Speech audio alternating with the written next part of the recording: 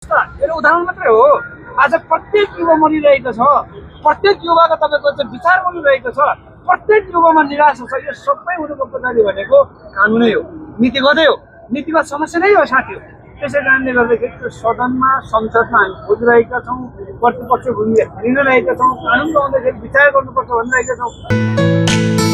अनि त्यो कानुन सत्तामा भयो भने ढ्याप ढ्याप ढ्याप ढ्याप ठिक छ भन्ने, अनि अर्कोपट्टि आफू विपक्षमा बस्दाखेरि हो यो कानुन ठिक छ भन्ने आफूले पास गरेको कानुन। र तपाईँलाई म एउटा कुरो खुलासा गर्छु, सबै पत्रकार साथीहरूलाई, आम नेपाली जनतालाई म के भन्छु भने, म निर्वाचित भएर आउँदाखेरि मैले के भन्न आएको थिएँ, कानुन बन्यो। तपाईँले भन्नु कानुन बन्यो, तर कानुन कहाँ मैले पाउँछु हजुर? त्यहाँबाट यहाँ त्यसलाई म त खबरदारी गर्ने मात्रै भयो। सत्ता पक्षमा भयो भने टेबल ठोक्ने, प्रतिपक्षमा भयो भने विरोध गर्ने, संसदमा हाल्ने भन्दा केही पनि त्यहाँ काम भएन। कानुन कसले बनाउँदैछ भने कार्यपालिकाले बनाउँदैछ। कार्यपालिकाको मन्त्री परिषदले कानुन ल्याउँछ, अनि मन्त्रीले कानुन बनाउँदाखेरि जनताको पक्षमा चाहिँ आफ्नो पक्षमा बनाउँछ। सत्ता कसरी सजिलो चलाउनलाई कसरी सजिलो हो त्यसको पक्षमा कानुन बनाउँछ नि। त्यही कारणले गर्दाखेरि गणेश विश्वकर्मा जस्ता मेरो उदाहरण मात्रै हो। आज प्रत्येक युवा मरिरहेको छ, प्रत्येक युवाको तपाईँको चाहिँ विचार बनिरहेको छ, प्रत्येक युवामा निराशा छ। यो सबै हुनुको पछाडि भनेको कानुनै हो, नीतिगतै हो, नीतिगत समस्या नै हो साथी हो।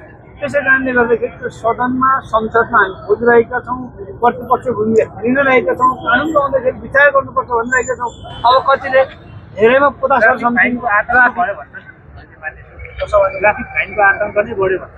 त्यही त मैले भने आतङ्क त बढ्यो त। अब यसलाई तपाईँ यो घटना हो, यसलाई कानुनमा तपाईँ कहाँ सम्झिनु पर्दैन, सरकारले त्यसको निर्देशन दिनु पर्यो। सरकार बढी स्ट्यान्डबाजी गरे, सरकार बढी उम्ले, बढी सरकार हाउसे। मैले सधैँ भन्ने गरेको छु, सरकार नहाउस, सरकार नउम्लिनु, उम्ल्यो भने पोखिन्छ, हाउसेको रूपले फल दिँदैन, हुनेतिरको चिल्लो बात हो। त्यही कारणले अस्ति मैले भनेको थिएँ, धेरै साथीहरू त्यहाँ हुनुहुन्थ्यो, यो सरकार असफलताको भूमध्येमा छिरिसक्यो।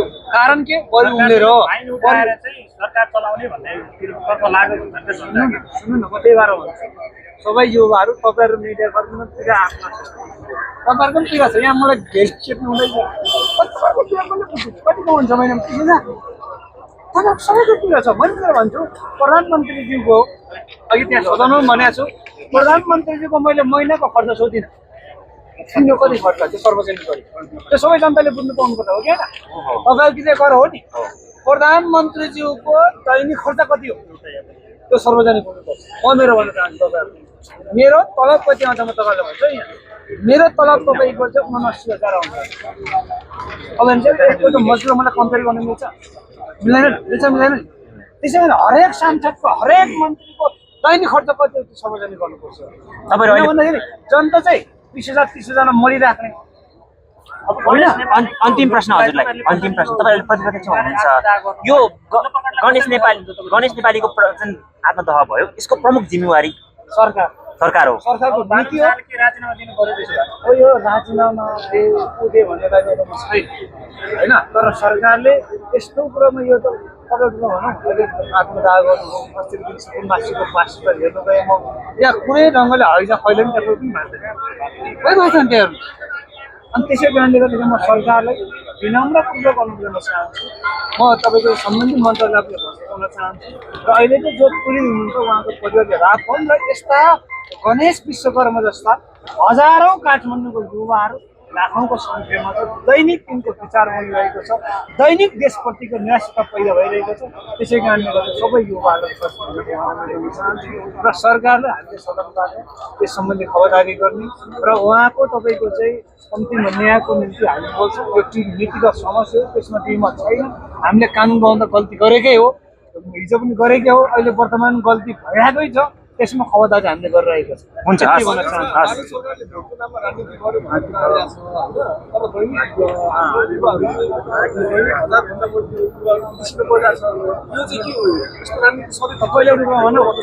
अहिलेको परिवर्तन ठुलै आशा गरेका थियौँ नि, तपाईँले पनि आशा गर्नुभएको थियो होला हो, तर यसपालि सुन्नु न, प्रधानमन्त्री दुईटैको नजिक उहाँले मात्र के भयो भने तपाईँले प्रश्न म भन्छु, म यो जुनीमा त्यो सत्तामा पुग्ला नपुग्ला म जान्दिनँ, होइन मैले सधैँ भन्ने गरेको छु मेरो देशको हित नबोल्दै सांसदको लोगोले मलाई रोक्छ भने म 2 मिनटमा ट्याक्नु मैले भनिरहेको छु हो अहिले तपाईँलाई म प्रष्टै भन्छु साथी हो युवा देशवासीलाई भन्छु यो देशमा साँच्चै आत्मनिर्भर ढङ्गले युवा बस्ने हो भने नि पहिलो नम्बर शिक्षा नीति चेन्ज गर्नुपर्छ शिक्षा नीति चेन्ज नगरे हुँदैन तपाईँहरू कति पढ्नुहुन्छ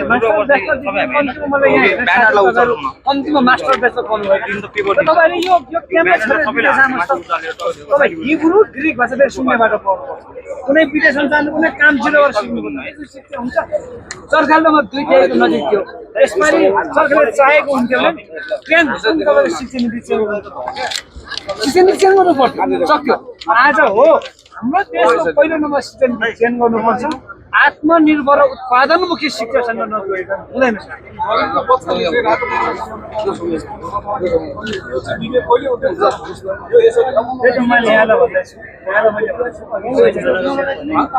यहाँ तपाईँको काठमाडौँमा तपाईँको जनता कोही नागरिक कोही पनि रहर ल्याउँदैन हामीले बाध्यता ल्याउने तपाईँ सबै बाध्य तपाईँहरूको खबर आउनु भएको छ हिजो पढ्नुभयो केही तपाईँको